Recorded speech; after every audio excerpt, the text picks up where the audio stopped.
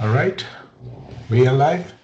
Well, good morning, everybody. Good morning, good evening, good afternoon, where you're joining us from. We know that there are students from multiple time zones who are joining us for this registration webinar. I'm joined by my colleagues here, Dr. Mark Thouin, uh, Anne Barnes, and the voice of God, Jennifer Graciano, who will be on screen during our Q&A session. Well, this webinar is for you to take the next step after your admission, which is to register. And we are very excited. Dr. Thouin, what are Yeah, your thoughts about this webinar? yeah, perfect. It is morning here in Richardson, Texas, about 8:30. So good morning or good afternoon or good evening as it may be, right? So welcome. Glad you're with us. Glad you're taking the time to spend the next 30 to 45 minutes talking about and learning about registration. So this is something we've been doing for maybe 5 years now, where we allow students to register for their classes prior to coming to campus. So this is, I think, an advantage for you. It helps you finalize your plans, decide what classes you want to take so that when you do get here in August, there's one less thing for you to do.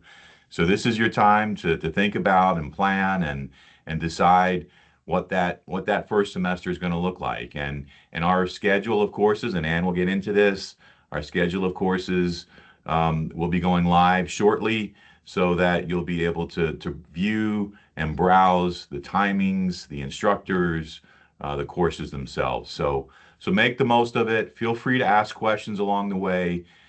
We have the Q&A tab at the top is the way to ask your questions if you have them. So make the most of this session and looking forward uh, to getting to meet you in person on campus. Thank you. Thank you, Dr. Thouin. Folks, this session is primarily as a primer for you to understand exactly what the procedures are.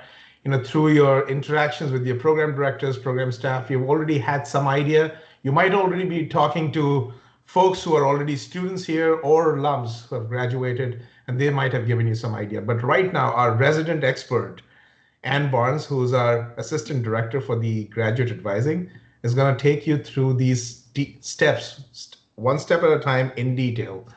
Again, if you have questions, as Dr. Thouin mentioned, put it in the Q&A question, Q&A. Oh my God, this morning is, I think it's too much excitement just to see the fact that you guys are moving forward.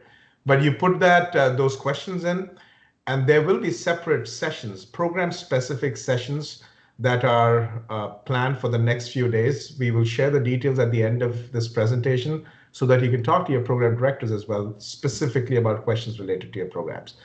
But without further ado, we should move on to the next section and give it to Anne, who will take us forward. Good morning, everyone. Welcome to UTD. We're so excited to have you. We've been emailing back and forth for many months. This is an important step that you're taking. I think it's really exciting. We love having our fall students come in and see your sweet faces and put faces to the people in the emails we've been going back and forth with. So welcome to UTD. Let's get started. So, okay. First thing we're going to start with was the academic calendar. We're going to start with the summer one first. So the academic calendar can be found on the UT Dallas webpage. So if you go to utd.edu and then there's a little drop down, and then you can see there's the academic calendar is there for you. This can be your best friend or your worst enemy, right? We really want you to use this calendar to your benefit. So if you're aware of the deadlines and you do things on time, like, oh, I need to make sure I register for my classes on time. Or I might want to swap my classes or drop a class. Make sure you check here for the deadlines. This will give you the deadlines to use. Summer classes begin, the deadline is there for you. Registration opens the first week of April. I think it says April 7th. I'm getting old. I can't read it. It's April 7th. So classes, you can start to register for classes for summer semester then. Okay. So those of you that are admitted for summer, you'll use this calendar, okay, for registration. It's really important if you're attending for summer, you do have to go ahead and register for classes. Last day of classes is there. There's also university closings. Make sure you watch that. This is the first page of the calendar. The second page is going to go over your tuition information and tuition deadlines as well. Okay. It also has drop deadlines. So make sure you're watching the drop deadlines. If I want to drop a class, what's the last day I can drop a class? What's the last day I can swap a class? Okay, those deadlines are on this academic calendar, and it's really important. Okay, and we'll look at the next page is also the fall calendar is next. So the fall calendar will be there as well. So for fall, the summer, for students admitted to summer, you'll have open registration. You won't have an enrollment appointment. For fall, you have an enrollment appointment, and we'll go over that later. But the dates to begin registration are here. Registration deadlines are here. Last day to add a swapper class is there. Deadlines to drop a class are there as well. If you perhaps, if you get registered for classes and you get ready to start classes and you've not, and you got this email like, oh, I got this job interview, and you get the job and the job is somewhere in New York, right? And you're not going to be able to attend classes at all at UTD.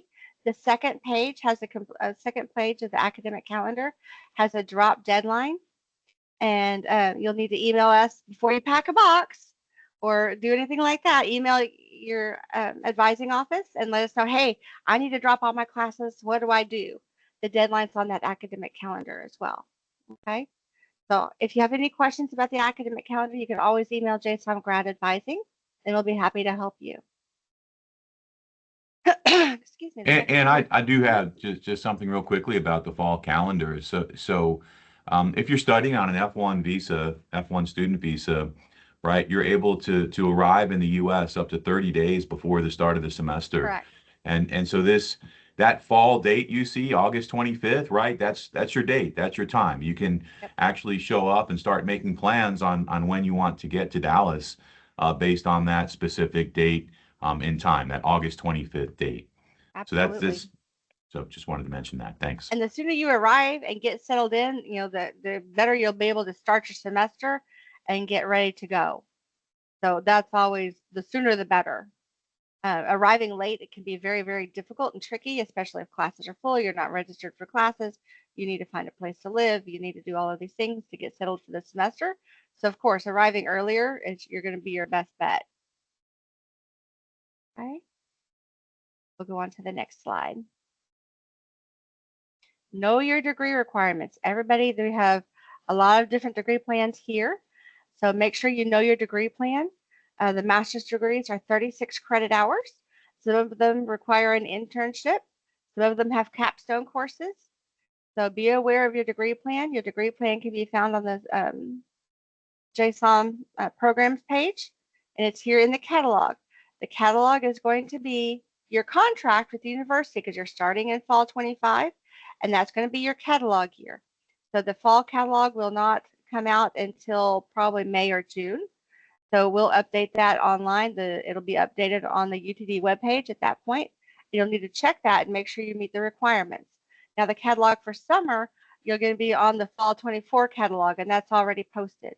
So you'll be sure to use that one. If you have questions, you can email the grad advising office as well. It will help you with that. So the catalog is here. You'll have core classes. You'll have elective classes. Your core GPA for your program needs to be a 3.6, or it needs to be a 3.0 overall. And then your overall needs to be a 3.0 as well. So if you have a C in one class in your core and you make an A in another class, it'll balance that out. That's good. If you're struggling, then you may need to retake a core class, okay? But you can always come into the advising office or email us, and we'll be glad to help you with that, okay? Degree plan is a tool that helps you keep track of your progress. So you print it out if you want to. If you're old school like me, you print it out. And you can mark off your class, like, I did this one, or I might want to do this one. And if you look at it online, if you hover over the classes, it'll give you the course description. And you say, oh, that looks really interesting. I might want to take that class, or maybe that one's not for me. It'll help you decide which classes are best for you. You can always email your department as well, and they'll help you with that. Okay, and pay attention to emails and events, and attend the webinars. Your department is going to have all kinds of things to help you. Group projects and things going on. So make sure you pay attention to your department emails and to the JSOM grad advising emails. And if you're coming from international, you'll have ISSO emails, events on campus. Get involved. Do things on campus. We want you to learn. We want you to, do well in your classes. But part of that also is being involved on campus and networking and meeting new people and getting involved in your department is really what's going to be good for you and to help you. It'll help you later on once you look for your job.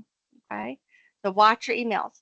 All of your emails should come to your UT Dallas email account, and there's all kinds of things that you're going to want to do there. Okay. We'll go to the next slide.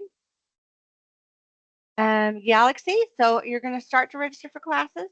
The schedule came out yesterday, so it should be available for you, or it should be coming up today. They had a little bit of technical issues, but it should be available in the next few days. So you'll be able to log into your Galaxy account to register for classes. For the summer semester, you'll have open enrollment. If you're starting in summer, you'll have open enrollment on April 7th. The rest of you will have an enrollment appointment set up. So your enrollment appointment will tell you the date and the time, like April 10th at 4 o'clock. It'll tell you your date and time to register. But you'll log into your Galaxy account with your net ID and password. So you were assigned that when you did your application. Okay. So you accepted your admission. You'll be able to log in here. If you're not able to log in, then the IT prog will be able to help you. Help desk can help you. So you go to the UT Dallas website, and then there's a login right there, and that's where you'll log in. And that's where you access your student center. UTD Student Center, this has a lot of information. This is where you're going to find just about everything. So your email will be there under communications. This is where you'll log in, check your classes. If you have any tasks to complete, you'll do it here, and you'll have tiles for everything. They'll tell you exactly what you need to do. So you go to your student center. And when you get ready for apply for graduation, they'll be there too. UT Dallas Student Center is here, so you have tasks to do. So you'll have, if you're coming in, bring your documents with you, your official documents with you in sealed envelopes. You can do that, or you can go ahead and send them ahead of time. Okay, we have that question a lot. Students, can I bring my documents with me, or do I need to go ahead and send them?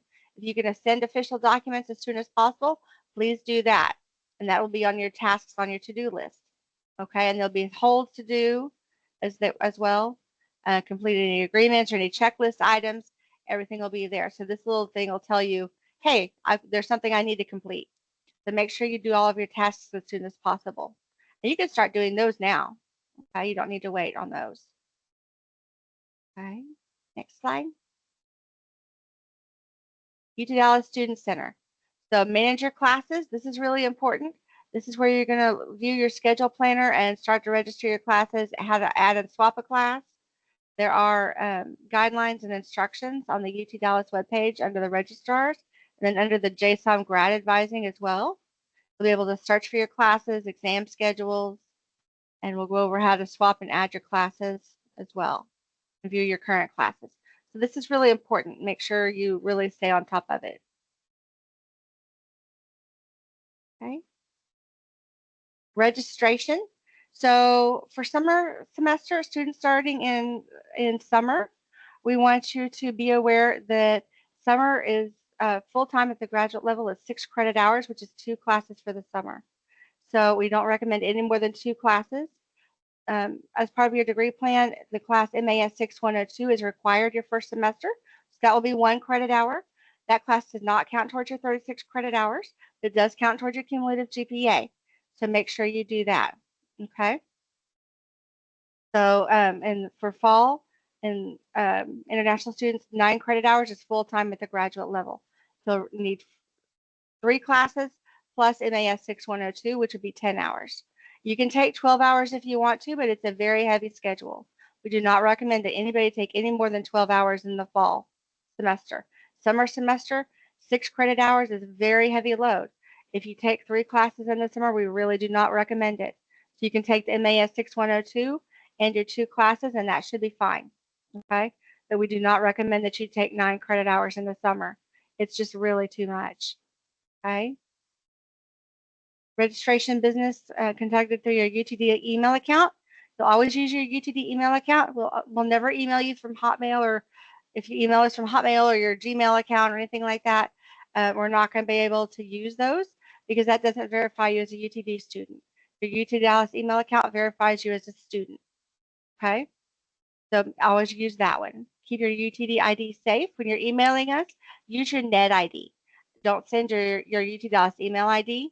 That just keeps it safe for you, and it's kind of like your driver's license number or something like that. You want to keep it protected. When you come to the advising office, please bring your physical ID card, either your comment card, your passport, or your driver's license. We will use those to verify you, okay? If you email through your UT Dallas email account, that verifies you as a student. We can look you up. We know that we're talking to the correct student, okay? We're very careful with in private with your records and to make sure you're protected there, okay? So always use your net ID. If you need more details on registration, there's the website there. You can do that there. You'll be able to register online and look at the classes, choose what classes might interest you, and your programs will be able to go over things as well. Okay.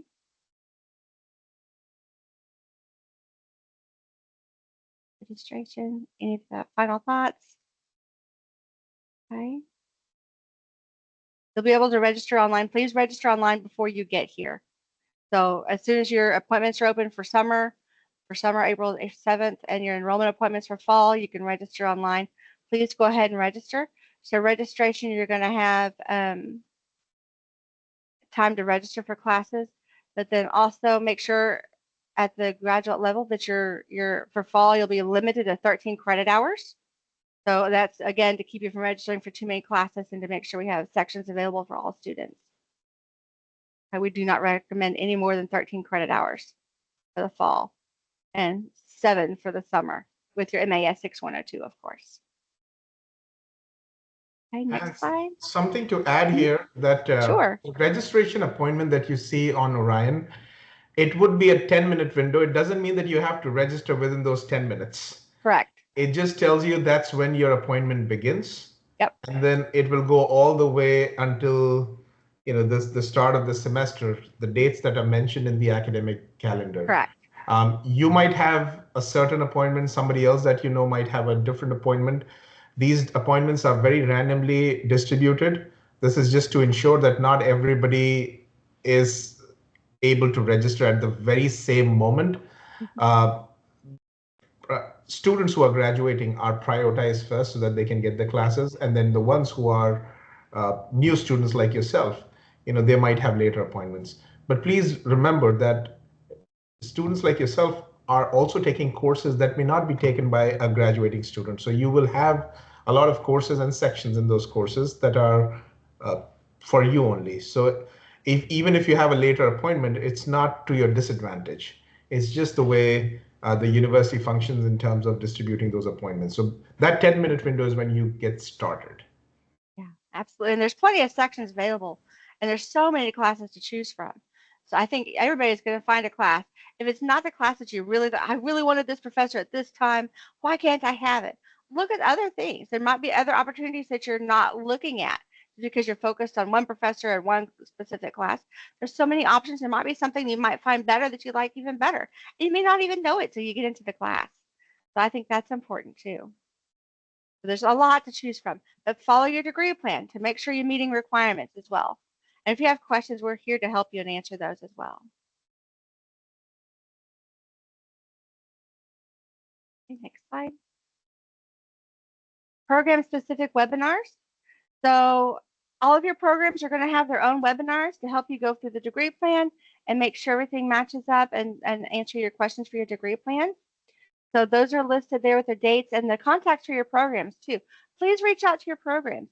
We want you to be interested in your programs and reach out to them and say, hey, I'm here. I'm starting in fall. I'm starting in summer. What do you recommend I take? What are some good options for me? And they'll be glad to help you out with that as well.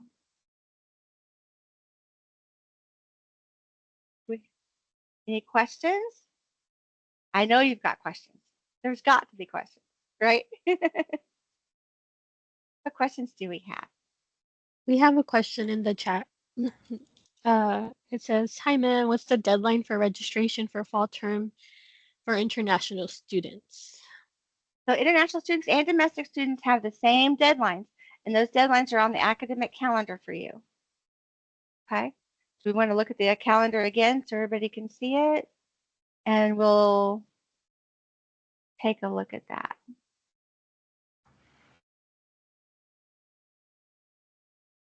So the deadlines are here.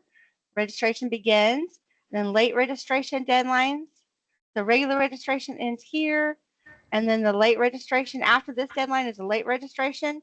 And if you're not registered for classes, they will charge you a $100 late fee, possibly to add a class at that time, but you can still add and swap until that final deadline. Okay, so right there. All right, and all of your classes are 3 credit hours, and they should be full term. Most of the classes are full term. Okay. Any other questions?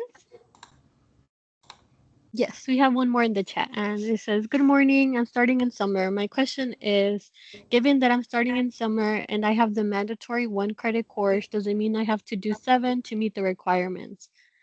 Yes, you should take NAS 6102 as well as 2 of your classes. You will need to take 7 credit hours. And then there's a second question to that one. It says, "Can I do the internship course in summer?" Not right away. There are requirements to start the internship. Okay, so we'll look at that as soon as you get here and you get settled into your classes. You won't be able to take an internship this semester. It'll be the following summer, or probably the following spring or summer. Okay, because you do have to take the MAS 6102 class first. Okay, and yes, you can reach out to your programs, and the deadlines and all the information for the internships is on the JSOM webpage under the Career Management Center, and all the information for the internships is there as well.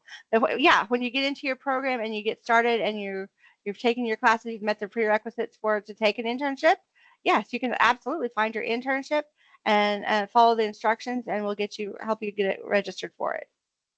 Okay. Yes, you can do internships in the summer after you've met requirements to do so. Okay, next question is, what is the deadline for submitting official transcripts and degree certificates online or offline? And that's really a question for the admissions office. I would recommend that you look at the admissions page for that. There are deadlines for that. As soon as possible is appropriate. If you bring them with you, that will help.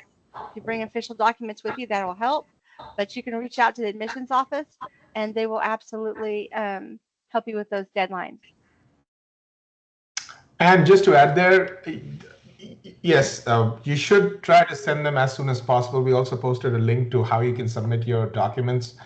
They could come through an online service like TrueCopy or Parchment. This is something which is between the institutions for them to exchange documents. You could send them in sealed envelopes. Don't send your originals. Send attested copies. Anything that you submit to UT Dallas will not be returned. So make sure you put the right one. Even your undergrad institution, if they can send attested copies through an email from their registered official email to admission@UT Dallas, that is also acceptable. It is preferable that you send them before the start of the semester, but say for whatever reason you're delayed in procuring them and the semester begins, it won't immediately impact you, but there will be a hold on your account which prevents you from registration for the second semester. Yeah. So that little extended window, don't take it very lightly, because you might be ready to register, and because of that hold, you might not be able to. So be proactive. Yeah, be proactive. And if you are having any issues, reach out to admission. It's singular word, admission@utdallas.edu, and they can help you with document submission. Yeah, and if your university sends their transcripts, make sure they send it directly to the university. If they send it to you first and then you send it to admissions, they will not accept it. It would be unofficial, and you'll have to send it again, and it gets expensive and time consuming. So it has to go directly from that university to ours. Be aware of that as well. Any questions? Yes, the next question is, if I have duplicate classes from undergraduate, can I transfer those credits for graduate? No. So what you can do, you can't transfer undergraduate classes to graduate classes because they are two different levels. It's possible to waive a class. So for instance, if you took OPRE 6301 in your undergraduate, you took statistics in your undergraduate, and it's required for your graduate degree, it's possible to do a waiver form, and you'll need to submit the transcripts. You should have the transcripts, but you submit the transcripts, course descriptions, and course syllabus for the classes you took, as well as the form to the JSOM Grad Advising Office, and it'll be reviewed by the department, and it'll be either approved or denied. If the waiver is approved, that's great. That means that you can take a higher level class in place of that class. So if you waive an OPRE 6301 class, you'll replace it with an OPRE class. If you want to take OPRE 6302 instead, you can take 6302 in place of it. You cannot, however, waive an OPRE class and replace it with an accounting class. That's not going to work. Okay. But yes, you can waive the classes. If you have graduate level coursework from another university and you want to transfer in graduate level coursework, that's possible. We have transfer forms on the JSOM Grad Advising page. You fill out the transfer page, and then you'll again send in your course syllabus and your course descriptions as well. And then that'll be reviewed, and it'll have to go through approval process as well. So it's possible if you transfer in graduate level coursework and it's approved. If you transfer in 3 credit hours, then that replaces a class in your graduate degree. That's possible. Okay. So you want to replace it with a class that counts towards your degree plan, towards your degree plan. Okay, that's possible for sure. But undergrad to grad, not so much. But you can waive it. Okay. Another question. We have a couple questions about tuition. Okay. Yeah, it says in regards to understanding my semester-wise tuition and knowing about the details, which person would be the best to contact and know about the details, or will they be advised by our academic advisors? That'll be through the bursar's office. We have this great office, and they do handle all the questions about tuition. So if you go to bursar at UT Dallas, and then the bursars page, if you go to the UT Dallas homepage, and then under that little drop-down menu at the very top, it'll say Easy Pay. You click on that, and that's the bursars page, and that will get you all the information for the bursar's office. And if you have specific questions, you can email them as well. But their webpage has a lot of really good information on it too, about tuition and how you can pay it, and the deadlines and things like that as well. Okay, next question says, how can I get an understanding of which professors and classes to select? So we have fantastic faculty here. I don't think you can get a bad professor here, but you can certainly talk to your departments and see which classes best suit your interest. You can read the course descriptions. You can look at the old syllabus from past courses. That's a good resource as well. Talk to your departments and say, hey, this is where my interest lies. What classes do you think would fit me best? Of course, you're going to have to do your core classes. Those are all required. But for electives, you can certainly go through the classes, go through your degree plan, and hover over them. And it's like, oh, this one looks really good. I might like to take that one. Okay. Or maybe this is not really my interest, but the degree plans have areas of interest, concentrations or tracks. They have areas of interest there. You don't have to stay in those tracks. You can take classes from different ones. Okay. So it just depends on what your degree plan is, and you can work with your department for that. And you can also email JSOM Grad Advising, and we can help you as much as we can. But for classes, for information on classes, which classes are best for you, probably your department's the best place for that.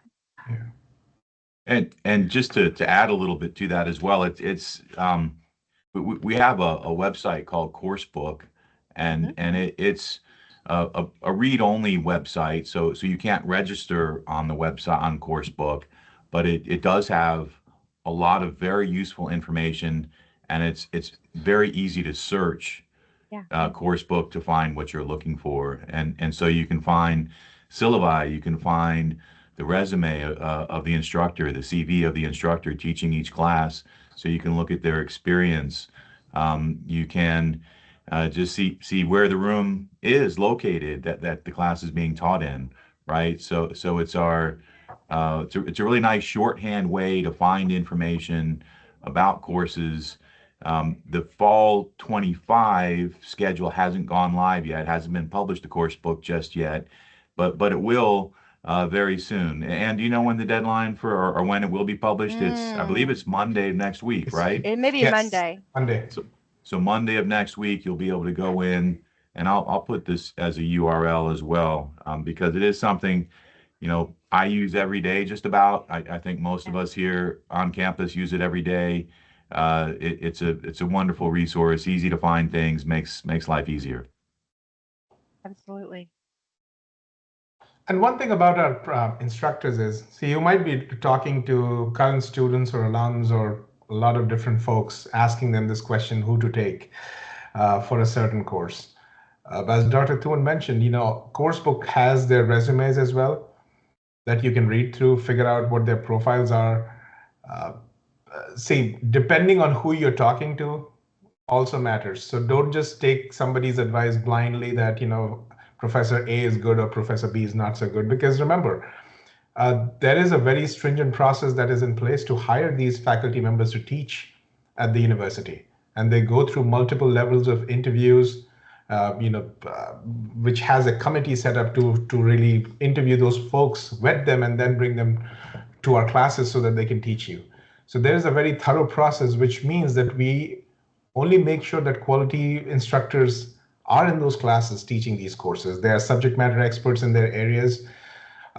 Depending on who you end up talking to, if that person did not have a good experience with a professor for whatever reason, that should not shadow your thinking about or your perception about the professor just because one person said that it did not work out for them. So that's where talk to your program directors, talk to people when they tell you that something is good or not so good, ask them what is their basis for that and make a very informed, educated decision based on what classes or what professors you need to take, because that's important. Just hearsay about something and then you make a life-changing decision based on some one person's experience is not a good way. Because this is one question that comes a lot, which professor we need to take, and it can sometimes get confusing. So we just thought that to share this with you, because you will go through this definitely when you have a particular course that has like 5 faculty members teaching it. So you will ask that question. Anyways, Anne, back to you. Yeah, absolutely. Yeah, that's the best advice. Absolutely. I've heard so many students say, "Well, this person told me this professor is not very good." Like, based on what? It may be the best. It may fit your learning style better, and it kind of depends on what fits each person's learning style as well. Yes. So don't make snap decisions on what somebody else said. What one person said. Decide for yourself what's best, what's going to fit you best. Any other questions? Yes. I don't know if you can answer this one. If I will also provide them with the email for the bursar's office, but they said, "Hi, I'm Riva from India. I have enrolled for fall 2025. If I take 12 credit hours for one semester, do I have to pay additional fees for the additional credits?" For 12 credit hours, you pay per credit hour. So yeah, you'll be paying for 12 credit hours plus the MAS 6102, which would be 13. So remember that MAS 6102 is required your first semester, and it is 1 credit hour. So if you'd be paying for 13 credit hours for the first semester. Yeah. Okay. Okay, next. Sorry, I think Dr. Thun, you No, you go ahead. You're going to say the same thing that I'm going to say. I think we thought of the same thing. So there is a tuition cap at 12 credits. Right. That you are not charged the tuition fee beyond 12, but you do have to pay the $100 per credit school fee that for graduate students. But credit number 13 to 18 there's no additional tuition except for that $100 per credit. So you can reduce your burden for that extra credit that you're taking there. But remember, if you pile in too many credits and you're not able to handle them well, you don't want to be in that position as well. So be very judicious about how many credits you want to go ahead with. But yeah, was that the same thing you were going to say? Exactly. That's exactly what I was going to talk about. So yes. Yeah, and I would like to add as well that if you take too many credit hours and you don't do well and you have to repeat a class later, that's much more expensive than slowing down and taking your time and doing well in your classes to begin with. So that's a good thought. What other questions do we have? Okay, since I'm currently in my undergrad, I'll have my degree certificate only in June, July. Does this affect my registration? Is it okay if I submit my transcripts in June, July? Oh yeah, that's fine. They know that you're still graduating and you're still waiting for your certificates. So that's fine. You can still register for classes, and then as soon as you get them, you may have provisional degree certificates. Please send those if you can. But your final degree certificates, please send them as soon as you can, as soon as you get them. And we know that they'll come after you graduate for sure. You can still register for classes, and they do give you a little bit of buffer. But if you don't get them in, if you just like, oh yeah, I forgot to submit it in, I'm already starting classes, everything's fine. Well, it'll be fine until you hit that hold for the following spring, and you can't register for classes. So you'll do have to go ahead and get them in. But yeah, we expect you to be able to finish up your undergrad and then get your certificates in a little bit late. That's fine. And there might be one thing to mention here about holds, because they will still see the hold for the Yeah, they'll still document. have the hold. Yeah. Yes. Folks, your holds have a start date. Now, you might see a hold on your account, but also look at the start date of the hold. If that hold is in the future, your documents, for example, those holds will be starting somewhere in July or August, whatever that time Right. is, so Right. that you can register now. If the date of that hold is in the future, it's not going to affect you right now. So just don't look at the hold and panic that, there is a hold and I can't do anything. Just look at the start date. Yeah. And also, every hold that you see, if you click on that hold, it opens up another section with the description of what that hold is. So it explains to you what exactly we are looking for and how can you remediate it. So that entire information is present for you. Just in case you don't know what exactly to do with that hold, we thought we'll share this. Jennifer, next question. Yes, it says, are there core courses that could be completed in summer? Since the time is shorter, how many days per week are we required to attend classes per course? So summer semester, this is going to shock you. The summer classes are very short. They're barely 11 weeks, right? But it does contain the full amount of coursework. Okay. So you can complete core classes in the summer if they're offered. Um, Fewer classes are offered in the summer, but we do have a lot of classes offered. Now, if you're starting in the summer, you're required to take classes in summer. If you're starting in the fall semester, it's not possible to start in the summer beforehand, right? So you have to register for the semester in which you're admitted. Okay, you could defer it back, but it's very late to do so. I don't think that's a good idea. So if you're starting in summer, go ahead and take classes. You can take core classes in the summer. Okay, but again, 7 credit hours in the summer is really the max. Okay, so be aware of that. And because the summer is only 11 weeks, right? Individual sessions are 4 hours instead of Right. 3 approximately. Exactly. So each session's a little bit longer, and that it does change the flow of things a bit, but you'll get the same information, the same content. And just I do want to add on and talk a little about Reva's question earlier about the 12 credit hour question, and there's a lot of flexibility in terms of what you choose to do, right? And that's by design. We want you to create a custom path that best helps you meet your needs. So some of you will take 9 credit hours plus professional development, the 1 credit hour professional development. Others may take 12 credit hours plus the 1 credit hour professional development, right? That choice at the end of the day is up to you. You have people to help you decide what's best. So your program directors and your breakout sessions, right? That's a great chance, a great opportunity to talk about 9 versus 12 credits plus the 1 hour professional development class, right? So just kind of keep that in mind, that there's a lot of flexibility to pick and choose and customize your own path, and this is a time for you to make that decision, help you make that decision.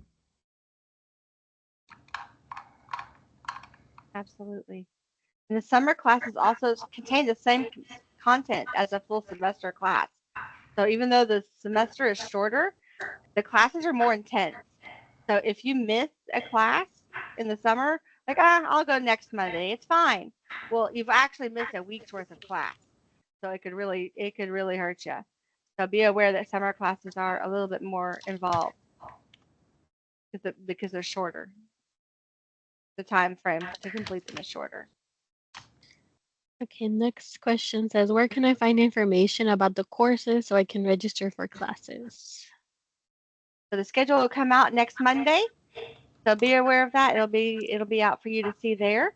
But you can also go ahead and look at your degree plan and hover over the classes and look at course book and start researching the classes you might want to take.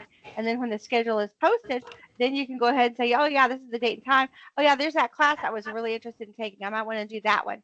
And that way you can look at the date and time and see if that's going to work for you, and you can start to build your schedule. Next question says, for choosing core and elective classes, do we need to get it approved from Program Advising Committee? No, the classes are open for you to take. So as long as there's not a prerequisite for a class, it'll say on the class, you must complete this OPRE 6359 before you can take MIS 6356 or at the same time. So prerequisite is something you complete before, like OPRE 6301 has to be completed before you take Finance 6301. And then, so you could take one before, and it'll tell you prerequisite or co-requisite. The prerequisite is a class you have to take before you can take the other class, and a co-requisite means you can take them at the same time. Okay? So you don't need permission from anybody. As long as there's no prerequisites, you can go ahead and take a class. And to add on as well, your program directors in your breakout session will be able to provide some really specific advice about your specific situation and your specific degree. So some of the degrees, finance, for example, I think are a little more rigid in terms of their first semester in terms of what they want you to take, right? Mm-hmm. Other degrees, there's a little more flexibility. And so when you're speaking with your program director, and also it's in your degree plan, right? You want to try and figure out and find that answer if there's more or less flexibility relative to your specific degree. Right. And in general, I'll say there is flexibility, right? So we talked about that earlier, and for in almost every situation, every degree, there is significant flexibility in terms of what you pick and choose that first semester. Okay, next question says, should we complete core courses first before choosing electives, or can we pick a mix of core and electives in a semester? Again, it goes back to your department. So each degree is different. Finance has some classes that you really need before you can take other classes. Marketing has Marketing 6301 and some classes that they recommend you take. So it really depends on your department and your degree plan. So some degree plans you can take for the ITM program, you can take a core, you can take an elective, and kind of mix them up a little bit. But some programs are a little bit different. So I would recommend you meet with your sessions for your program. Next question says, can you give some information about pre-arrival modules to be completed? I don't think JSOM has anything, but those modules will be through the ISSO. I know ISSO has modules for you to complete as well. So you'll need to work with the ISSO office and make sure you complete those. The next question you kind of went over, but we can ask it again in case they need some clarification. It says, what's the mandatory prerequisites for registering for classes? I'm in the process of getting F-1 visa and yet to send undergrad official transcripts to, so it may take time for these. Okay, so yes, go ahead and get your transcripts as soon as you can. But again, like watch that start date for the hold. Don't panic. You'll have a hold on your account, but get your transcripts in as soon as you can, but you'll be able to register on time. Is that what you're asking? Is that the question?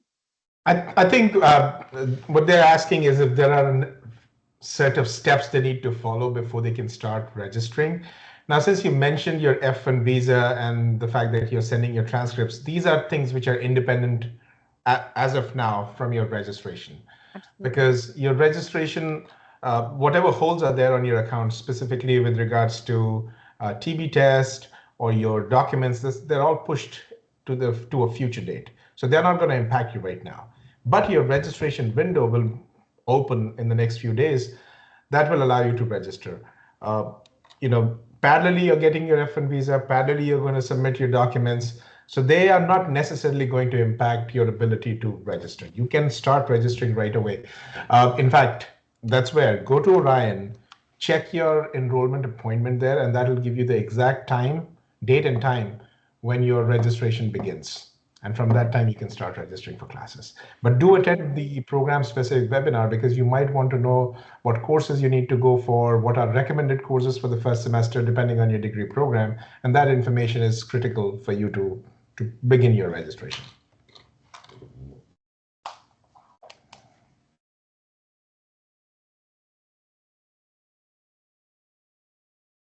Any other questions?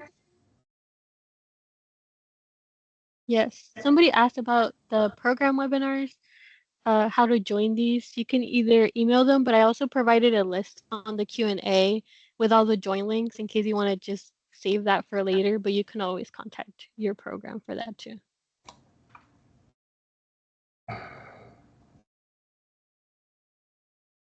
And then the next question says, my program starts in spring 2026. Do I still proceed to register for courses? Spring 2026? No. No, you can't register until spring semester opens, which would be in the following, Yeah, I think, November.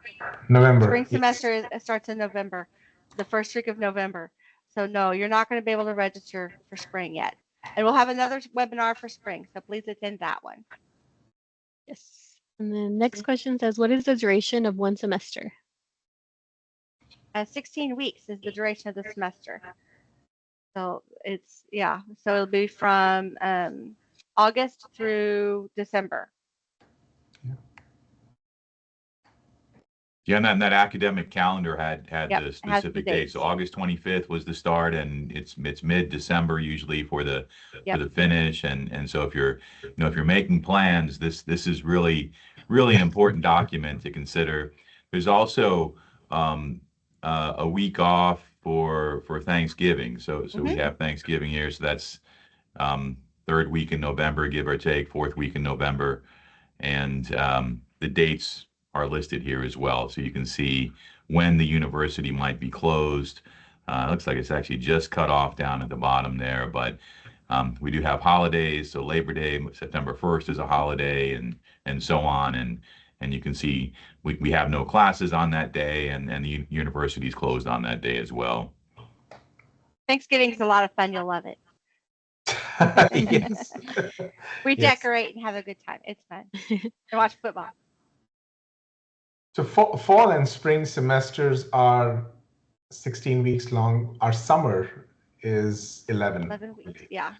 That's why the duration of the class is longer in summer, just because we want to account for all the instructional hours. But if you look at it, the amount of time you spend in class between fall, spring, or summer is going to be the same. It's just difference in the length. But it doesn't matter whether it is 16 or 11 weeks, it goes too fast. So let's put it that way. You'll be halfway through going, oh my gosh, I can't believe I've been here this long. Something else I would say, once you get here and you get settled in, it's really exciting when you first arrive, and we're so excited to have you, and you get settled in about mid-semester, like, you know what, I thought I'd be doing better in my classes than I am. I'm kind of homesick. I miss my dog. I miss my annoying little sister. It really happens, I swear. And so you kind of get you may have a little slump, but talk to your advisors and talk to your programs, get involved on campus, and you'll be fine. You'll do great. So you kind of get settled in. Students kind of get excited. They get here, they get settled in. Like, okay, now I have to really get down to work and do well on my classes. So study hard and talk to people on campus. You'll be fine. Next question, Anne says, do I need to pay tuition for those waived credits? No, if you waive a class, you're not going to be paying tuition for the classes that you're not taking, right? If you waive a class, so if you waive accounting 6305 and you replace it with another accounting class, you'd be paying for the accounting classes you're replacing it with. So if you replace it with 6388, then you'll replace it with that one, and you'll pay tuition for the class that you're taking, not for a waived class. So to waive it means, oh great, I don't have to take that one. but I replace it with a different class, with a higher level class. So if you took an accounting, basic accounting in undergrad, you don't want to take that again, so you waive that class, and you take a higher level class in place of it to meet that requirement. Yeah. And you will pay for the class that you are taking. Hope that answers the question. Yes. Okay, it says, good morning. Can you please brief me in the timeline and course credits we can consider for fall and summer course? The timeline? Yes. I'm Timeline not and sure course exactly what that credits. means. Probably the Time of day, maybe. yeah. Time of day. Oh, okay. We have classes all times of day. So some in the morning, in the afternoon. We have a lot of classes in the evening. We have a lot of students that are working adults, and they come and take classes in the evening from 7:45 to 10 o'clock at night.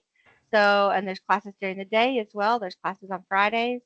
So there's classes happen all times. So once the schedule posts, you'll be able to look at that and say, oh yeah, that's a good idea, or no, that's too early for me, and build your schedule with the classes that you're interested in taking. Yep, most classes will meet one day a week for 2 hours and 45 minutes during the fall semester if you're starting in the fall. So it might be a Tuesday from 1 to 3:45, for example, right? And all of that will be available for you to view beginning on Monday of next week. And you'll be able to see the exact timings and the days and figure out your exact schedule of what you want to take. And that is something you should consider, right? Because you don't want to have four classes, 4 3-hour classes all on the same day, right? You'll want to spread them out a bit. You might want to have 2 classes on the same day, but again, there's flexibility. You might want to have 1 class on a day at a time, right? And that's it. And so in Orion, and when you log in, when you connect in Galaxy to actually register for classes, you'll be able to see that information. And it's also in Coursebook.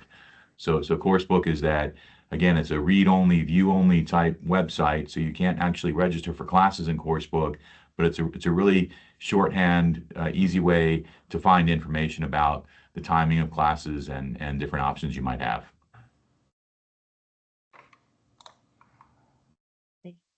Next question says, do I have to pay for pre-arrival modules? I think those are through the ISSO. Yes. I don't believe you do, but I don't know if you have to pay for those or not. That'd be a question for the ISSO office. There's not any pre-arrival modules for JSOM that I'm aware of. No, and the ISSO modules, you pay an ISSO fee that covers the orientation, that covers any other processing that they need on your account in terms of issuing you I-20s or any service that they provide. And these pre-arrival modules are all part of it. So it's just one single fee that you pay. So Winsome has a really good question about the timing of classes. So just to kind of add on to that topic, the question is, are classes held on weekends too, right? And we do every once in a while offer classes on Saturdays. I will say it's not very frequently offered on classes. Typically aren't offered on Saturdays, but we do have classes that are offered in the evenings, for example, so from 7 to 9:45 at night, or during the day. And so if you have a work commitment or some other commitments that you're trying to meet, right, then there's a really good chance you're going to be able to find classes that meet your schedule and help you do what you need to do. And we also have 2 different types of online classes. Just kind of, we haven't talked about online classes yet. So as a student studying on an F-1 visa, you are required to take at least 6 credit hours face-to-face in person. So you are limited in terms of the number of online classes you can take. But if you take, 6 credits face-to-face, you can take, 1 or maybe 2 courses online. And the online offerings are of 2 varieties. We have synchronous online classes, where a professor goes to a specially designed studio that we have here in our building and teaches the class at a set time each week. So it might be on Wednesdays from 7 to 9:45. The professor goes to our Sync Online studio, connects through Teams. During that time, every other student connects through Teams during that time, and they all meet together for the 2 hours and 45 minutes. kind of much like what we're doing now, a little bit different, but you get the idea. You're meeting in real time together to go through the material, ask questions, and interact with the professor. The other type of online class we have is asynchronous online. And so in an asynchronous online class, there are recorded lectures, recorded modules that are typically released Monday, the beginning of the week, and you can do the work whenever you want to over the course of the week. So very, very flexible. Most students, I'd say, especially their first semester, want to take entirely face-to-face classes, which is great, right? Absolutely. And that's what I would recommend doing. Yeah. But maybe next summer you have an internship and you still want to take one class, then an online class might be a really good option. There's a lot of flexibility that comes with the online format, and so depending on your needs, depending on your circumstances, it may be something you want to consider at some point down the road. Now, again, you always have to keep in mind with your visa, there are certain requirements for in-person, face-to-face classes, and just make sure you ask lots of questions about what you're doing, if it's okay, if you have any questions about it.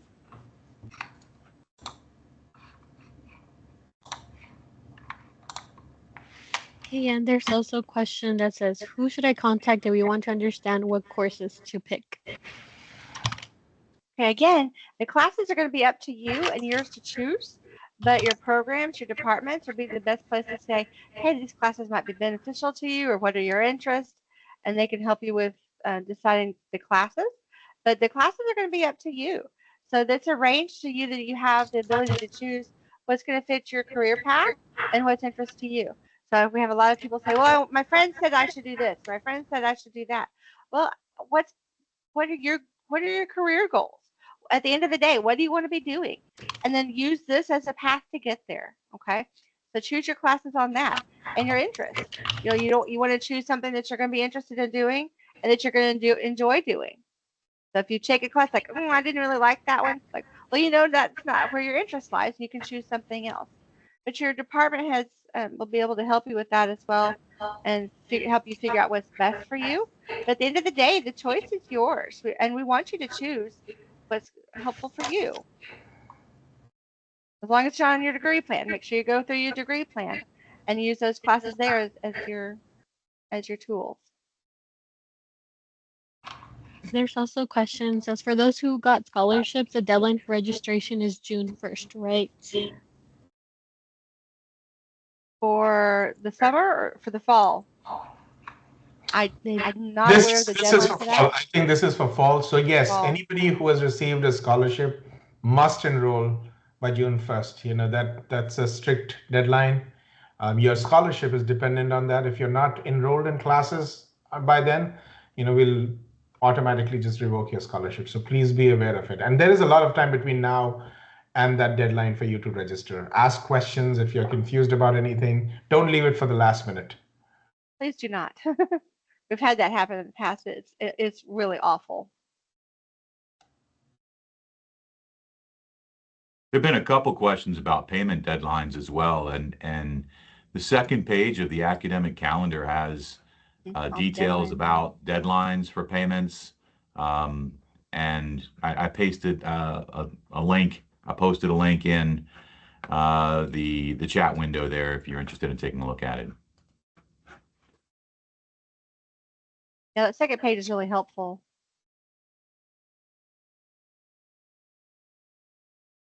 What other questions do we have?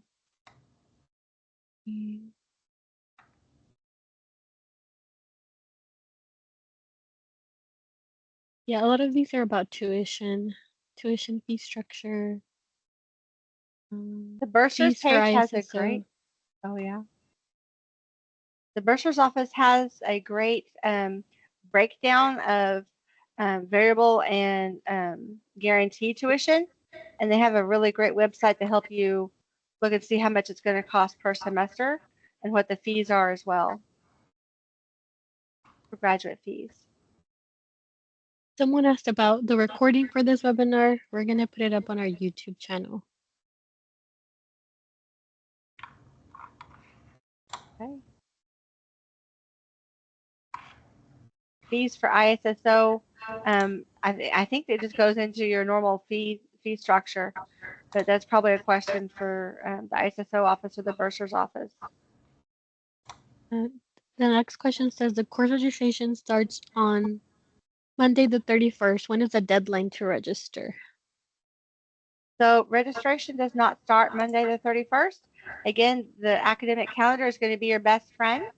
Registration for summer starts, I believe, April 7th. And fall, the enrollment appointments, you'll be assigned an enrollment appointment, as we've been discussing, the date and time. And that's when your registration begins. The deadlines are on the academic calendar. The very last day to register online is there. There's a regular registration, and then there's late registration. The very last deadline to register for fall is there as well.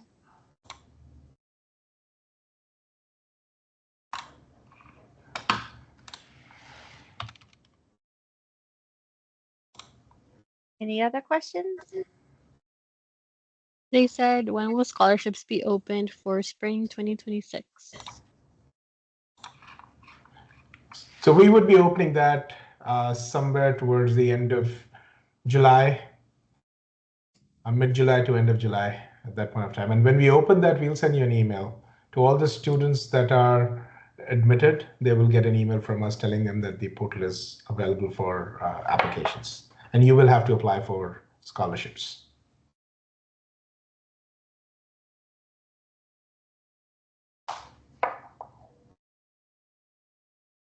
Okay. We are at the top of the hour here. Yeah. Yes. So folks, any questions that you may have, you can send it to JSOM Advising at UT Dallas, and we'll put that in the chat. Or Jennifer is pulling up that page. Yep.